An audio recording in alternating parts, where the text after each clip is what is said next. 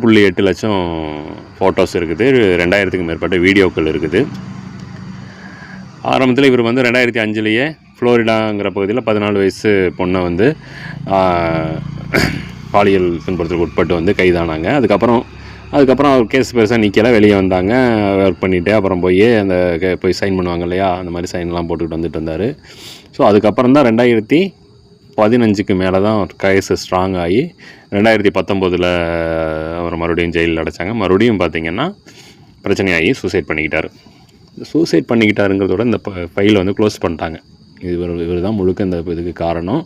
அதாவது அந்த என்ன சொல்லுதுன்னா, எப்ஸ்டீனுங்கிறது ஒரு தனி தீவு. அந்த தீவுக்குள்ளே பல ஆடம்பர பங்களாக்கள்லாம் கட்டி அதில் வந்து சிறுமிகள் பெண்கள் எல்லாம் வச்சு பாலியல் தொழிலுக்கு உட்படுத்தியிருக்காரு.